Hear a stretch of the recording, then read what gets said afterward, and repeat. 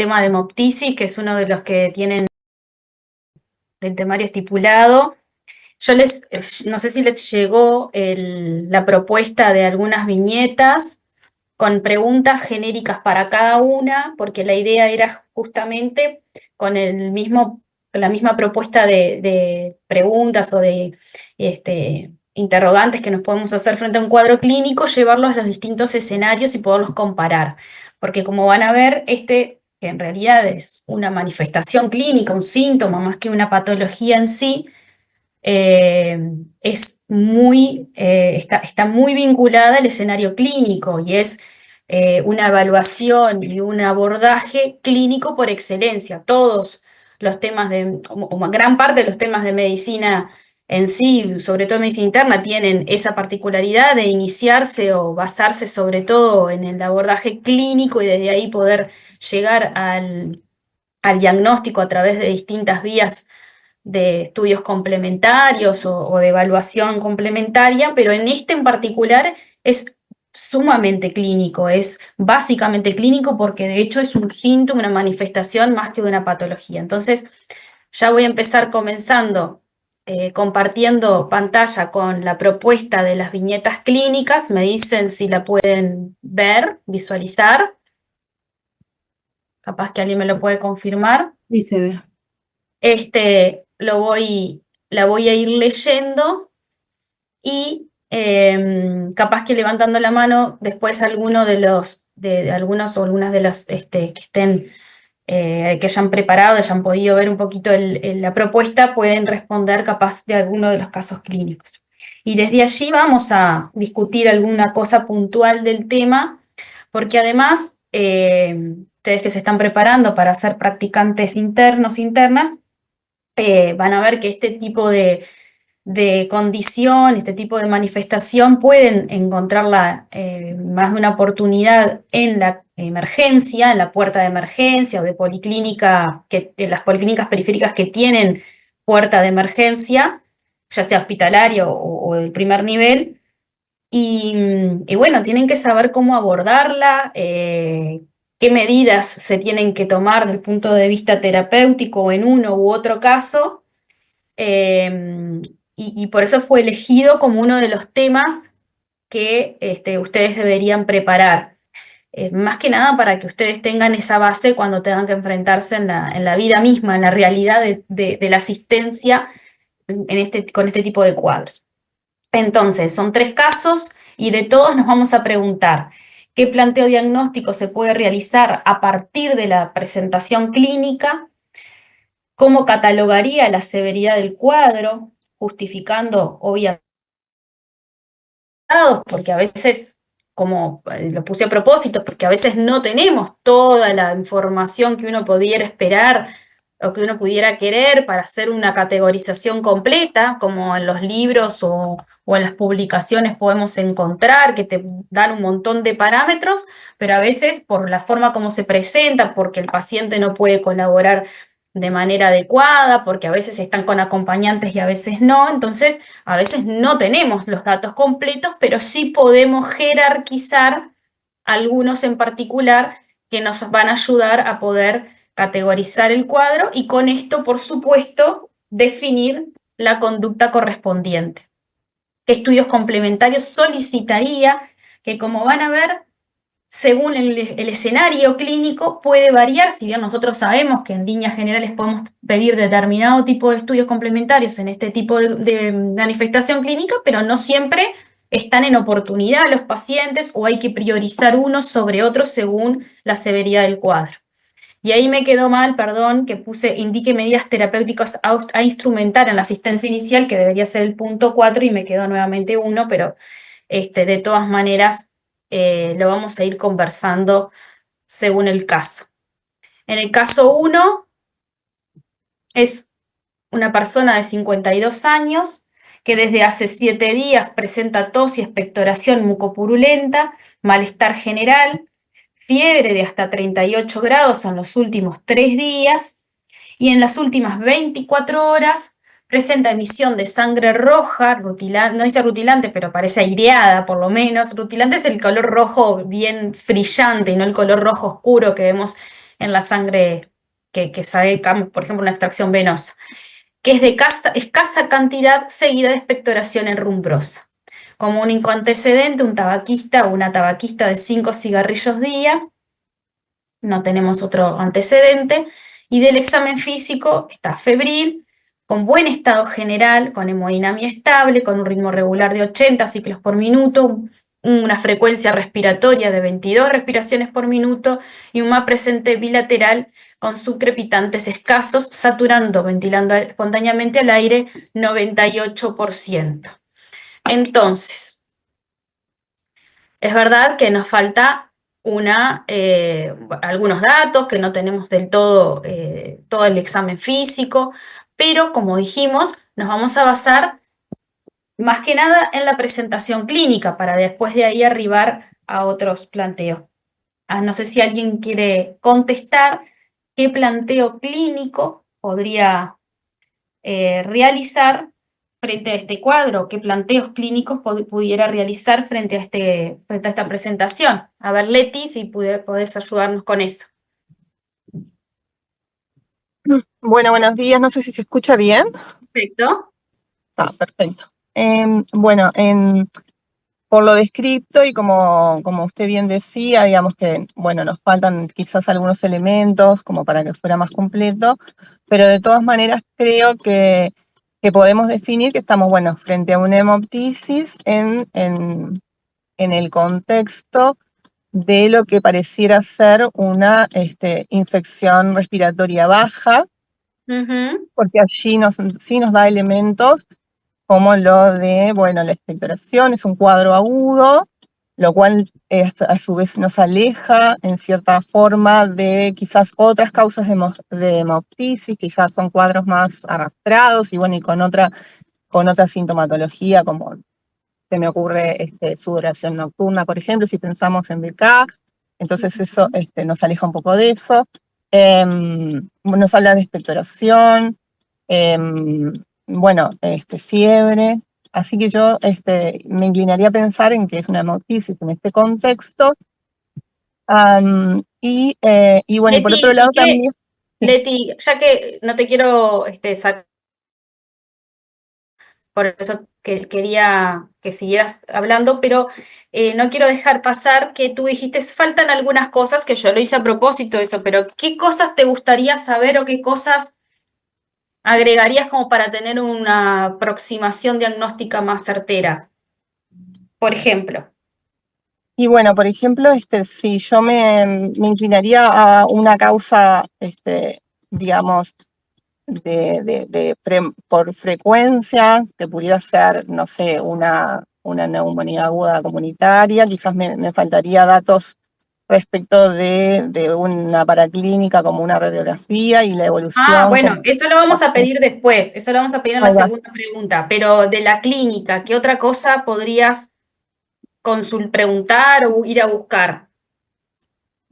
Ahí hay un dato que a mí me llama un poco la atención, o sea, que no se aclara, de que no sabemos bien cuántos eventos de hemoptisis tiene, porque ahí habla de que tuvo hace 24 horas, pero no sabemos si fue reiterada, no sabemos tampoco la Perfecto. cantidad. Dice que es escasa, ¿no? O sea, que uno interpreta bueno, que es un tipo de hemoptisis que no le está ocasionando problemas a este paciente.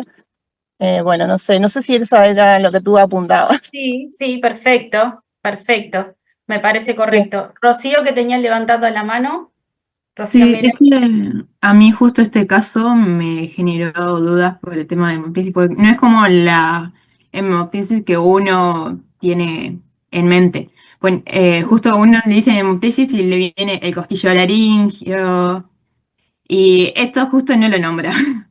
Entonces, Ujú. como, no es, Perfecto, y siempre a perfecto. uno como que le dicen, bueno, si no está escrito en la historia es porque no lo tiene, o quizás porque, no sé, o no se preguntó. Entonces, bueno, me generó dudas, que tal iba a preguntar hoy, pero por ejemplo, en caso de que no lo tuviera, y tal, estuve medio como que averiguando, si me lo plantean así, la historia así como está, yo lo plantearía como una neumonía aguda y que estuve averiguando como que esa expectoración herrumbrosa se puede dar como por el neumococo mismo, aunque Mm, no no llegué a entender muy bien como que por qué sí, Perfecto. o sea, mucho, pero como que a mí me falta saber si tuvo, que propia de la hemoptisis, que uno cuando va a interrogar tiene que preguntarlo, porque aparte uno cuando pregunta de hemoptisis tiene que descartar que no soy una hematemesis, el cosquilleo laringio. Muy bien. Entonces quedé tipo, Bueno, pero porque la idea es que sacarlos de la zona de confort. Si les damos todo así como perfecto, servido, la clase es de hemoptisis, o sea que vamos a hablar de eso no hay duda. Pero por dos razones específicamente, perdón, no puse todo el cuadro que uno lo ve descrito descrito en los textos. Primero para que se lo preguntaran, para que dudaran, para que fueran a buscar si esto podía ser o no, porque esa es la forma en que uno también después lo deja como más, lo deja más asegurado el conocimiento, ¿no? Probablemente si damos todo como si fuera un cuentito de cómo se tiene que ver o cómo se tiene que presentar, como si fuera una redacción, nos vamos a quedar cortos y porque además de que quería que se lo preguntaran y se lo cuestionaran, en la vida misma el paciente no te va a contar todo como tiene que ser. Puede que algunos sí. Es verdad que la hemoptisis cuando se presenta, especialmente si es reiterada, si es recurrente o si tiene cierto volumen, puede dar esa sensación de cosquilleo de laringio, de tos seca, porque la sangre es irritante para la vía aérea, irrita la mucosa y las células bronquiales, entonces reactivamente genera esa sensación de cosquilleo, de picazón, o incluso después de haber emitido la expectoración roja la hemoptisis en sí, quedan con esa tos seca por irritación de la vía aérea. Y es verdad que la hemoptisis, para definirla, y es ahí a donde apuntaba cuando quería que ustedes se lo preguntaran, era buscar si tenía elementos para poder plantear la hemoptisis, para poder definirla, que es una evaluación clínica. Es la emisión de sangre roja por la boca, aereada, roja rutilante, que muchas veces es precedida de cosquilleo laringio, pero en la vida misma sepan que no siempre va a estar y eso no inhabilita el planteo de hemoptisis. Lo que sí es importante es diferenciarla de otras causas de emisión de sangre roja por la boca, que el diagnóstico diferencial de los más importantes y más difíciles a veces en la práctica es de la hematemesis. A diferencia de la hematemesis, la hematemesis no es sangre roja porque está mezclada con el jugo gástrico, generalmente es más oscura, un color rojo no rutilante, sino más tirando a amarronado, muchas veces mezclada con alimentos o con otros componentes del jugo gástrico. Por supuesto que en la mayor parte de los casos, con náuseas, con sensación, ¿no?, del esfuerzo de vómito.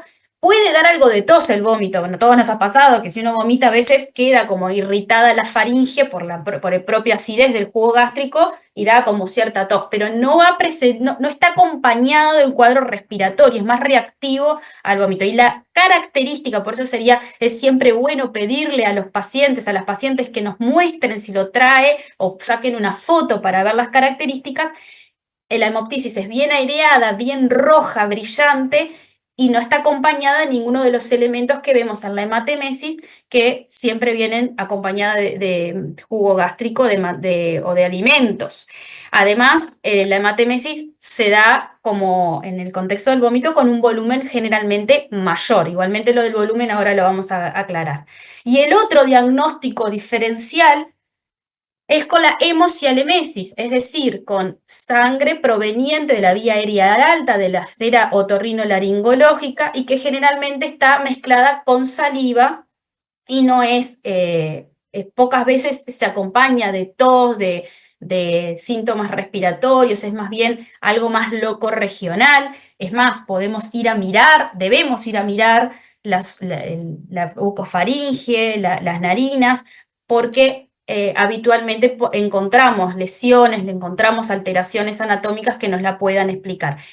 Básicamente esos son los dos diagnósticos diferenciales. Entonces, el interrogatorio, más allá de buscar cómo fue el episodio, la cantidad, si es reiterado o no, si generó repercusiones, y el resto de los síntomas y signos que nos puedan acompañar, también tenemos que ir a buscar al interrogatorio y especificar en la historia si hay algún elemento que nos haga sospechar o, al contrario, descartar un diagnóstico diferencial de los que acabamos de mencionar, ¿tá? Que es eso lo que en la historia yo quería que ustedes puntualizaran, eso en cuanto al diagnóstico de hemoptisis.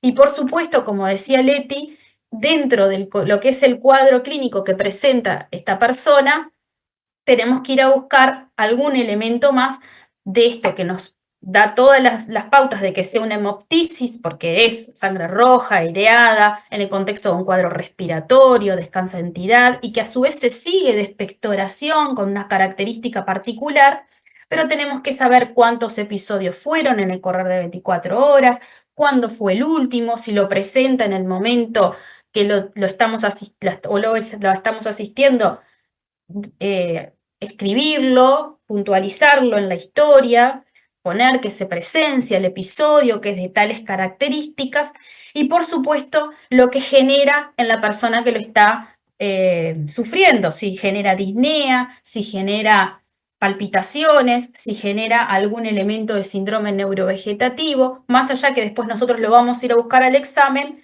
tenemos que ir a preguntarlo porque podemos haber asistido en ese momento al paciente que está estable, pero en su momento haber tenido alguno de estos síntomas que hablan de la repercusión del evento.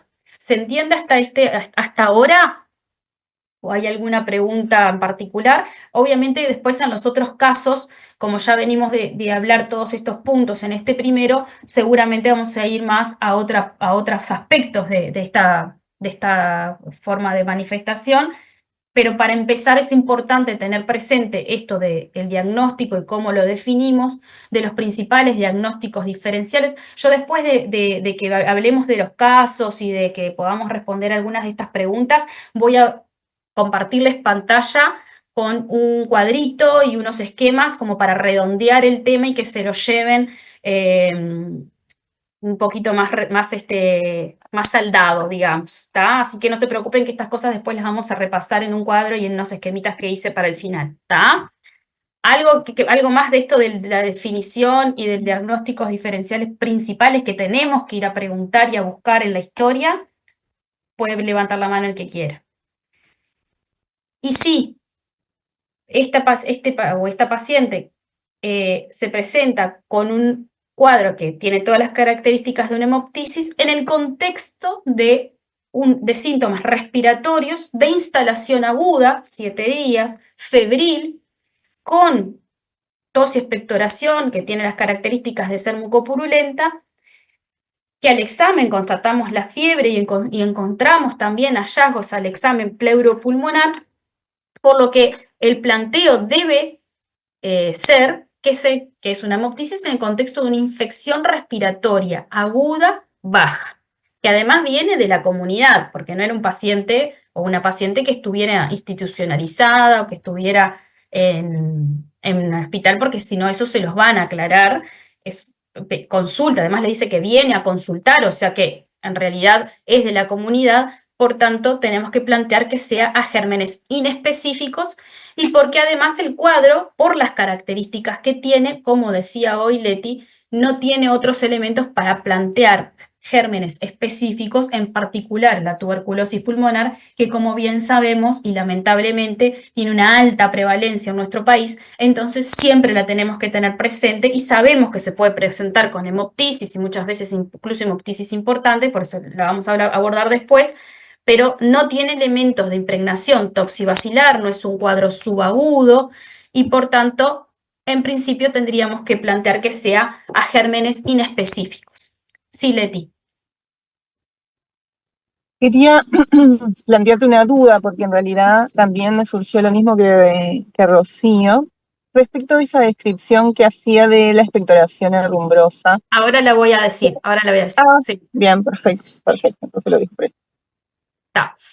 La expectoración herrumbrosa, es verdad que el neumococo la puede dar de por sí y lo que habla es de una lesión en la mucosa bronquial que genera depósito de hemosiderina, se rompen algunos capilares y que como es una escasa cantidad que se mezcla con la purulencia del esputo, del moco bronquial, el neumococo, sin generar hemoptisis, de por sí puede dar esa expectoración herrumbrosa, que es la mezcla de la hemosiderina de ese microsangrado por la intensa inflamación de la mucosa bronquial, mezclado con los detritos celulares de la purulencia del esputo. En este caso, como viene seguida de una expectoración herrumbrosa, viene siguiendo a una hemoptisis, la expectoración herrumbrosa lo que habla es de la mezcla de esa poca cantidad de sangre que no se llegó a exteriorizar en forma aislada, sino mezclada con el esputo, que a veces puede catalogarse de expectoración hemoptoica, es una expectoración que tiene sangre, pero que está mezclada con el resto del esputo, y a veces como expectoración hemática, que es como hilos de sangre, que es como más hacia el final, como que la sangre se mezcló al final de la expectoración, cuando ya se está expulsando, ¿se entiende? No quedó mezclada, sino que quedó como encima de la expectoración o visible de forma más superficial en la expectoración, pero eso es un poco si se mezcla más o se mezcla menos. Herrumbrosa sí nos puede hacer pensar que sea el neumococo perfectamente. De todas maneras, puede dar, después de la hemoptisis, una expectoración hemática o hemoptoica, y eso también nos afirma, nos apoya que esto sea una hemoptisis y que venga de la vía aérea baja, como lo dice su definición, y es por eso que se las puse también, para que como no tenía mucho elemento de diagnóstico diferencial, no les decía nada de lo digestivo, no les decía nada de otros sangrados, que tengo una expectoración herrumbrosa, que podría haber sido hemático, podría haber sido hemoptoica, nos afirma que esto viene de la vía aérea baja, más allá que además tenía, ¿no?, todo el cuadro de canalicular irritativo exudativo previo, tiene subcrepitantes al examen, ¿se entiende? Eso que, no me acuerdo si Rocío o Leti decían de que fuera más vinculado al neumococo, es verdad, epidemiológicamente se ha visto que la expectoración herrumbrosa en la gran mayoría de los casos es por el neumococo, pero también porque el neumococo es el agente bacteriano más prevalente en las infecciones respiratorias agudas, bajas de la comunidad, y también en las hospitalarias, pero de por sí va a ser el neumococo el más prevalente. Sí, Rocío. Me quedó como, bueno, me quedé pensando en lo que había dicho Leti, en eso de que uno preguntaba en la cantidad, o sea, en general es de lo que voy a preguntar, en la cantidad de cuánto espectora sangre. Ahora vamos a ir a lo de la cantidad. Si no, lo que iba a preguntar es si uno, Sí. o sea, como cortito, si uno también ahí podría aprovechar a preguntar síndrome funcional anémico para ver como la severidad. Bueno, ahora vamos a hablar de la severidad, que es el siguiente punto, porque estamos hablando del diagnóstico, ¿verdad? Y vamos ahora a Sí. cómo catalogaría la severidad. Si querés seguir, Rocío, justamente, que estás contestando. Ah, bueno, es que me Ya que adelanté, estamos, perdón. ya que estamos. ¿Qué tal que quizás, como decía Leti, preguntar eso de la cantidad y qué tal? Yo pensaba preguntar el síndrome funcional anémico, ya que es pérdida de Ujú. sangre, pero como Bien, que no sé. bien. En realidad la cantidad y la severidad pueden estar en relación o no. Que capaz que Florencia quiere decir algo al respecto, ya que se unió y no estaba respondiendo hasta ahora. Florencia Hola, Grossi. ¿cómo estás? Sí, No, yo quería decir que me parece que en este caso, no sé si se dice así, pero sería no amenazante porque no tiene perfecto, repercusiones ni respiratorias, que sería como lo más importante, ni hemateméticas, ni hemodinámicas. excelente. Es ahí a donde íbamos a apuntar. Acá les pone emisión de sangre roja aireada, escasa cantidad. Y queríamos hablar de la severidad y queríamos hablar del volumen y queremos saber si eso está relacionado. Y es verdad, en un momento, en algunos textos que puedan encontrar de hace unos años atrás o décadas atrás, categorizaba la severidad en función de la cantidad del volumen de hemoptisis y a su vez en el correr del tiempo, en las últimas 24 horas. Hoy en día, y llevado además a la práctica clínica, la realidad, la severidad no está definida por un volumen exacto, si bien hay algunos textos que ponen algún parámetro de volumen, pero en realidad la severidad está determinada en función de la magnitud de las manifestaciones que tenemos de la persona enfrente, es decir, de cuánto repercute en la estabilidad de ese paciente o de esa paciente.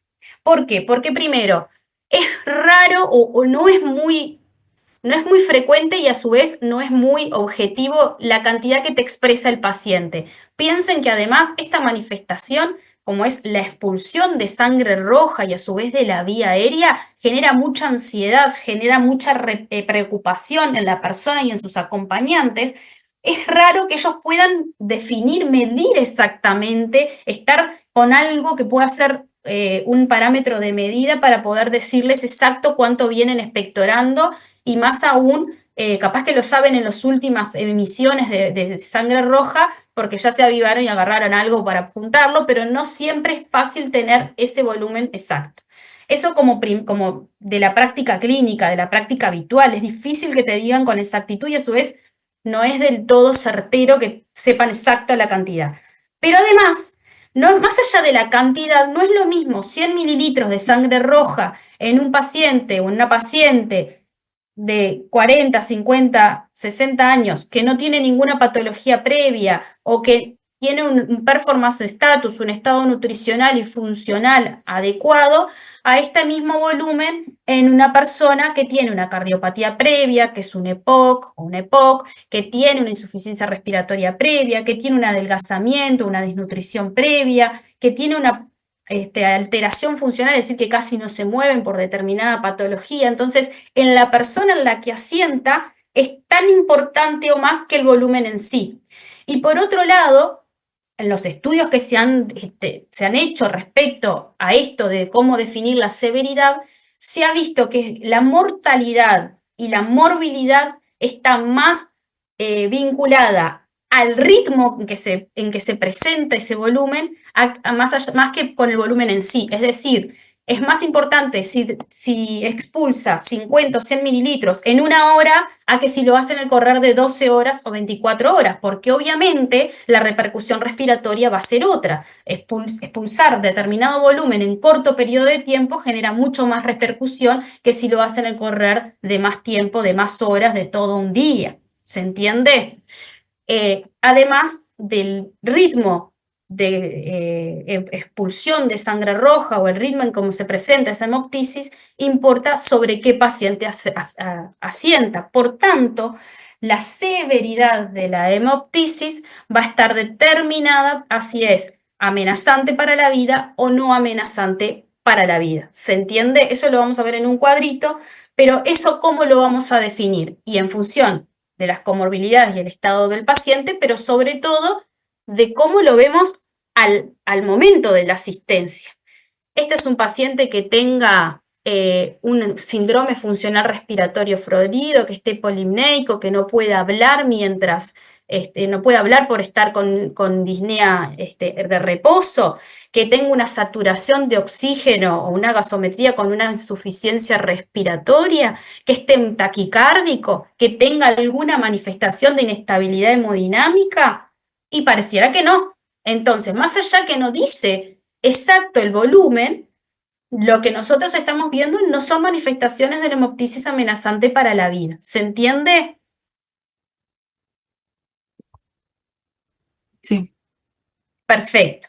Más allá que pueda estar en curso, que siga expectorando pequeñas cantidades y que nosotros lo podamos incluso constatar, que estemos viendo al paciente y que tenga en el momento una hemoptisis, que esté en curso no significa que sea amenazante para la vida. ¿Está?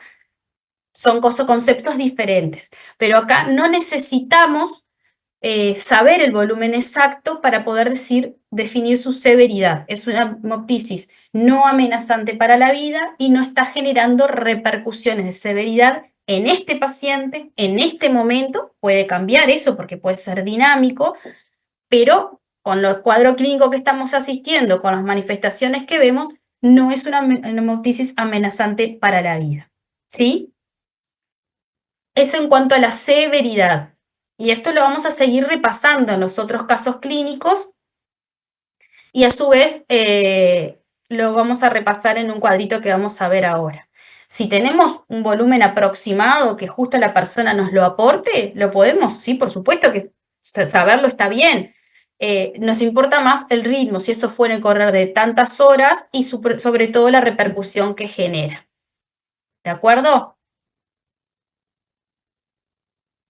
Y en cuanto a los estudios complementarios que quisiéramos hacer en estos pacientes, ahí Leti creo que habías levantado la mano y la bajaste, pero capaz que era lo que querías decir. Y aparte tú hablaste también de que era una infección respiratoria aguda baja, probablemente a gérmenes inespecíficos, porque no había ningún elemento que nos hiciera sospechar, por ejemplo, una tuberculosis, pero capaz que ya querías responder eso y yo te corté.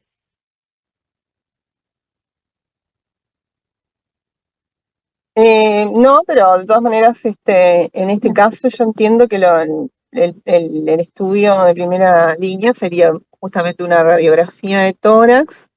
Perfecto. Y bueno, dado, digamos, la clínica y que bueno, que es una hemoptisis que no amenaza la vida, porque bueno, por lo que estábamos diciendo, ¿no? No le está ocasionando una insuficiencia respiratoria o no tiene elementos de insuficiencia respiratoria, porque bueno, claramente que eso es un diagnóstico gasométrico. Digamos que yo no sé si iría por mucho más que eso para instaurar un tratamiento. Excelente. Sin duda que frente a este cuadro que queremos saber si tiene una traqueobronquitis purulenta, si tiene una neumonía, lo que ocultamos son sucrepitantes escasos, pero a veces que los sucrepitantes pueden ser perfectamente la vía aérea con sangre, con restos de ese sangrado en el árbol bronquial, muchas veces se oculta así, además de la expectoración que venía presentando.